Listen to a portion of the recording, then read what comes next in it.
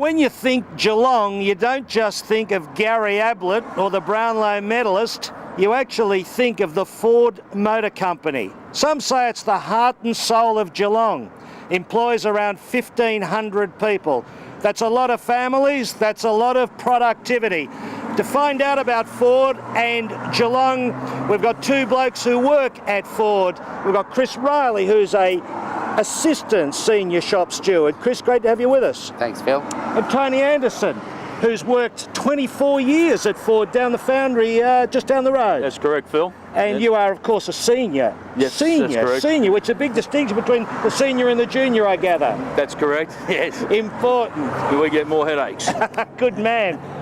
Chris, you started your working life with Geelong about 6 years ago. Sorry, you started your working life here at the Ford factory about 6 years ago. Has it been a good time for you? Yeah, it's been wonderful until the decision that was made recently. It's been fantastic.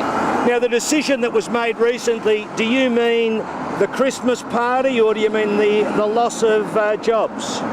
Well, it's mainly the loss of jobs has been the thing that's really hurt the workers, but the Christmas party has just put the icing on the cake, really. Why were you upset about the Christmas party and why did Ford pull the pin on the Christmas party? Well, it's not just about the Ford actual workers that work there, it's about their families that are associated with it, and to have not only the bad news of being unemployed in 2 years' time, but to also have to go back to your kids who don't really understand that situation and tell them that there's going to be no Santa Claus this year. That's the bit that really hurts the guys, and that's the bit that hurts their morale. Tony, did you feel the same about the Christmas party? Most of the members did. The ones that actually turned up to the Christmas party were actually pretty shocked that Ford actually cancelled it. Ford's understanding to the members was that they were in hardship times and they couldn't afford it.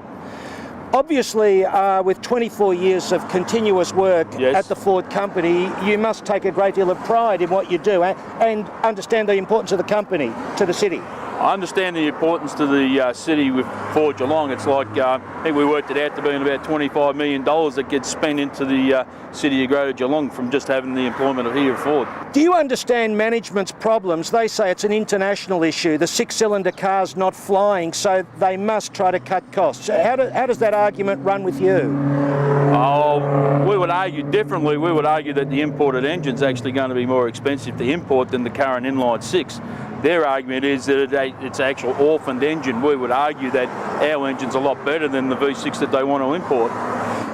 Why didn't Ford move towards a four-cylinder car some years ago or come up with a model that was attractive in the market? I think Ford really had a position taken that they were expecting the large car to continue making money and being sales in Australia. No one probably had a inkling on the price of the petrol in the world market or the price of oil going so high, and Ford got caught out with not having a small car. I suppose it's pretty easy to be critical of the organisation, but could you offer some kind of solutions as to what might be done?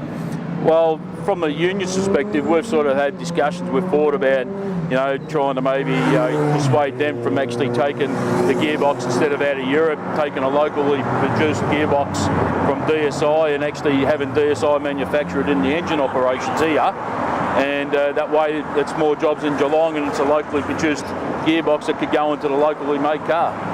So Chris, with these kind of problems on your mind and anxiety at the Ford plant, how do you look at the grand final and Geelong playing in the finals? Does that sweep away the problems, or do you want people to say, hey, look at me?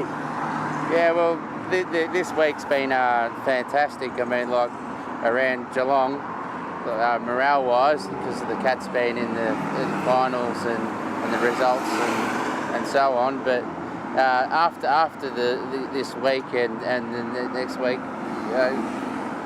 where do you go from there? I mean, it goes back to just plain old Geelong, and there's no football, so there's... Do you worry about your job? Are you worried about your job? Yeah, well, I'm worried. I'm one of the 600 that's going to be asked to leave, so...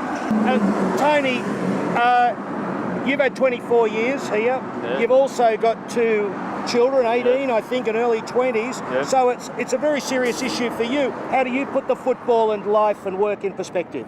I think you put the football into a clear example of, this is the 1 week in September, Geelong, home and hose in a sense from where we always sit, but we've had a long support and history with Geelong, myself and the family, and that's one thing. Jobs and the rest of the life in Geelong is going to be another issue on itself.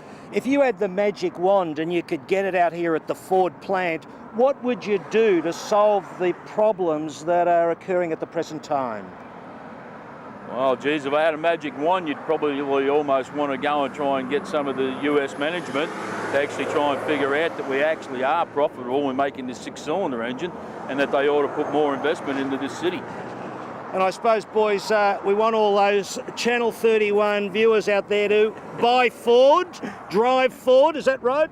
That's correct. Buy Ford, drive Ford. And go Cats. That's it.